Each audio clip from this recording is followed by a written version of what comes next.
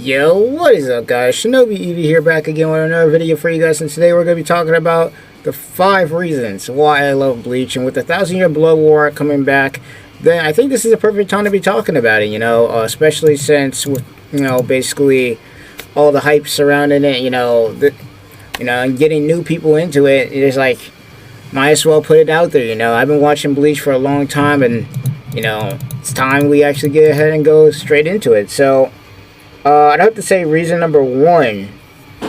Alright, so reason number 1 why I love Bleach. So, for me personally, I like the story and how it's different from how Naruto and basically One Piece work. Before, when I was younger, I couldn't really tell the difference. Who could? Honestly, we were just watching it because we could. But as I rewatched it later on when I was older, I realized that Ichigo's story, the way that his story works, the goals that he has, they're not like Naruto and Luffy at all. Like, they're not, he doesn't have like a singular goal. He kind of just has, well, he does have a singular goal, but it's not like trying to be Hokage or trying to be Pirate King. It's more like, basically, I just want to protect everybody, try to protect as many people as I can. In fact, you actually kind of see a little bit of that when he goes first becomes a Soul Reaper, and Rukia tells him, like, yo, you can't just save one soul, you gotta save all the souls that you come across. And he's like, you know what, screw that, I'm just gonna save who I can. That's basically his goal, to be able to protect his friends and his family, and I love that. A lot of people call him bland or boring because his character doesn't have a goal, because they usually see Naruto or Luffy and they're like, yo, these guys got like this grand adventure, this grand goal they're trying to do. And while I do agree that that formula does work for them, in the case of Bleach's story and the way that Kubo wrote it, it doesn't need to be that way, because his goal is just to protect his family and his friends. Like, he doesn't need to go and have this grand scheme goal to become like a captain or maybe a lieutenant or something like that, like in the Soul Society. That's not his goal. In fact, if anything, in the whole grand scheme of his story, he's kind of just in the middle of it. Like, when it comes to the war with Aizen, he was just stuck in the middle of it. When it came to the Hollows, he was just in the middle. He basically just, he's there to, he's like reactionary, if you want to think about it like that. Like, he's passive, but at the same time, he's not passive, because he's always taking action when he needs to be able to. Like, he's always there to take action. But yeah, no, as far as his story goes, I really love it. I like how Kubo made his story a little bit different and intricate than, just cookie cutter. Basically, yo, I want to be this or that, go on this grand journey, have a bunch of obstacles, and then boom, done. I mean, I'm not saying it's bad formula, but a lot of people hate on it because Kubo doesn't use the same formula as Naruto or One Piece, and I'm not surprised either, considering that of all 3 of the protagonists, with Luffy and Naruto being more happy and, goofy, Ichigo's kind of more like for a serious audience. And honestly, I'm not surprised. When it came to Naruto and One Piece specifically, those 2 both aired on Cartoon Network, while Bleach, which I didn't know was the only one that aired at that point in time on Adult Swim, but I do now. But it's only shown on Adult Swim, literally.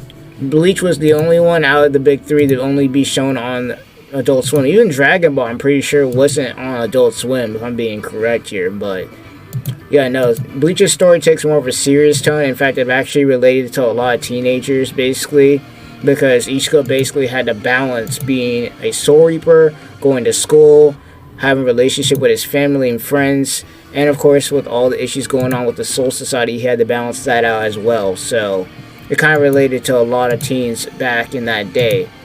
But moving on, I kind of went on a little bit there. I kind of went on a tangent, but like, that's how much I studied Bleach, and honestly how much I love it, because it's really just really a good story, and it takes time to try and figure out what's going on there. But that's the beauty of it all. But moving on to reason number 4 that I love Bleach, and that's because the character design. I'm not gonna lie to you, Bleach has some really awesome character designs, especially with the Bankais when they introduce those. It ain't just like a simple sword like we thought. They have other forms, and I also like how they introduced also, basically the Rancor and the Resurrections. In fact, my favorite Resurrection, my favorite Rancor, alright? My favorite Rancor is Stark. as far as design goes. But I like Hannibal's as well, and Bargon's, but Stark takes it all. You know, I don't know, maybe it's because he uses 2 pistols instead of a sword, and on top of that, he's like a fur coat, so, you know, he has like a swaggy design, but I'm not surprised Kubo really designs all of his characters like that. I mean, just look at the cover art he has, going crazy with that nonsense. Like, every freaking character looks like a supermodel for no reason, bro. It's wild. But, yeah, no.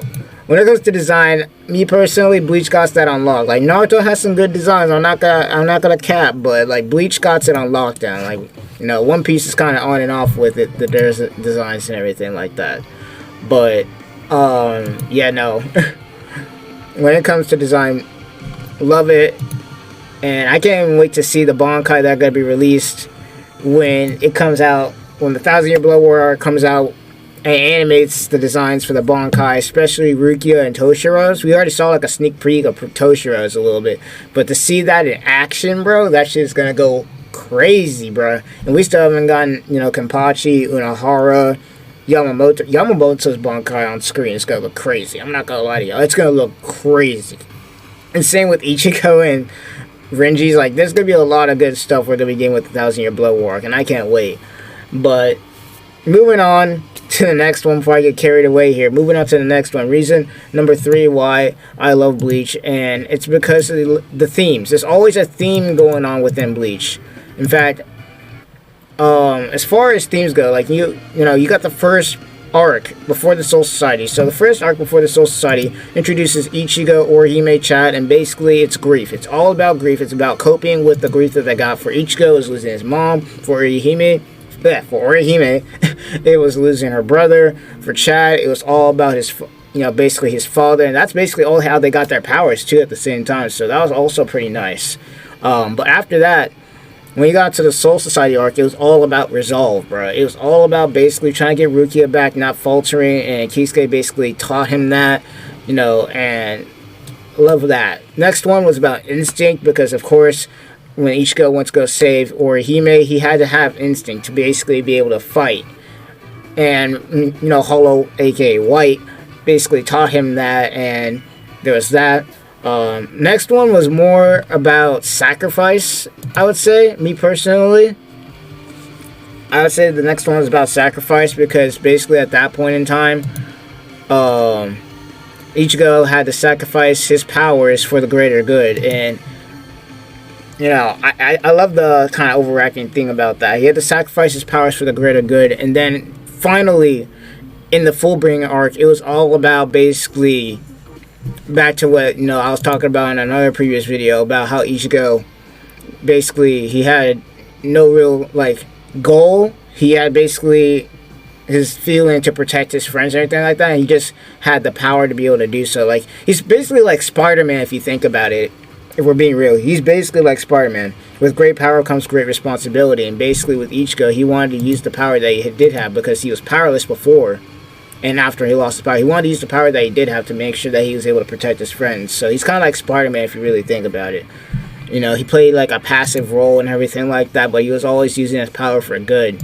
And yeah, I just love how he had, like, Kubo integrated those themes into the show and kind of showed us as viewers that kind of basically thing that was going on there. Also, he did a lot of good foreshadowing. I'm not gonna lie to you. Like, even in the very beginning, like, for those of you guys who read the 1,000-Year Blood War arc and already know about Ichigo's mom, even in the beginning, they did some foreshadowing there that none of us really thought about until we got to the 1,000-Year Blood War arc as far as the manga is concerned. Because, for those of you guys who are wondering what I'm talking about, in the very beginning, first episode, when Ichigo's laying in his bed, Ichigo literally had, and this might seem like nothing crazy to y'all, but Ichigo literally had a Quincy, like, he had his bed, his covers were literally in a Quincy pattern. Like, if you go and watch the first episode of Bleach, and you look at his covers, literally, he had Quincy covers as his, basically, as his, like, his bed sheets, basically. And I never really thought about it until later, but I'm like, bruh, they were really foreshadowing his power right then and there. And then to top it all off, you had Aizen basically be like, yo, you're an interesting kid. And then to top it all off, in the Karakura Town arc, when they were fighting, Aizen was about to spill the beans. He was about to spill the beans right then and there. He was about to be like, yo, you're not a normal human being, bro. You got a dad as a Soul Reaper, right? And then, which I don't know how the fuck Ichigo didn't figure that out. I'm not even gonna lie to you. Like, how did you not figure that out? Especially later on, like, you know, it wasn't like Ishin was trying to hide that shit. Not gonna lie to you. It wasn't like Ishin was trying to hide that. But, to top it all off, freaking Aizen over here about to spill the beans that freaking Ichigo's mom was a Quincy, bro. And that his dad was a Soul Reaper. Because at the end of the day, Aizen literally had... Like, he literally planned out Ichigo's whole entire life. Like, he got Ichigo's mom with the freaking hollow white, which he was experimenting with. And then when Ichigo was born, he got the hollow powers. And then Ishin had to give up his Soul Reaper powers, basically, in order to save his mom. And it was just a whole lot of stuff that Aizen planned out for Ichigo and everything like that. It was crazy. I'm not gonna lie to you. It was nuts. But, love the foreshadowing. Love it, man. Because he does a lot of it, and it's really, really nice to see that. But last but not least, the last thing I love about Bleach, and this might sound a little bit contradictory here, but it's basically the haters, bro. It's the haters and the people who are hating on Bleach all of this time, and then now they're trying to switch up and act like they've been the Bleach fans that, you know, us true ones have been the whole entire time, bro. And that kind of just leads on to a kind of like a positive thing. When it comes to Bleach, the fan base, this fan base, bro, is the most loyal I've ever seen in my life. Like, throughout everything, bro. Most loyal fan base I've ever seen, ever been with. You know, even through all the hate, through all the slander that we was getting. People were saying Bleach ain't coming back. And here we are in 2020, bro. Almost, for, what is it, January right now? January 15th. For, we're almost like a whole... freaking 7 months until we finally get the 1,000-Year Blood War arc. And even the Hellverse arc. We might even get that animated. Like, we got the one shot that was being announced and everything, bro. So, yeah, and it couldn't all happen unless the haters were there, bro. Like, the haters kind of just revealed that, like, Bleach ain't dead, bro. You know, it still got its loyal fan base. It still got its hype. And we're seeing it right now. Like, even as we speak, we got people just hyping Bleach up who weren't hyping Bleach up before. I'm not going to say no names, but we already know who those YouTubers are, those people on Twitter, you know. But, yeah, no, that's pretty much it, though. But, without further ado, I want to know what you guys love about Bleach, what are your reasons and everything like that. And this is going to be ShinobiEevee signing off. And I'll see you guys in another video. Can't wait until the 1,000-Year Blood War comes back, and I can't wait to see you guys when it does drop, because we are going to be reacting to those episodes, bro. So, definitely stay tuned for more Bleach content, because there's going to be a lot more coming. But without further ado, ShinobiEevee signing off. Y'all have a good one, and I'm going to head out of here.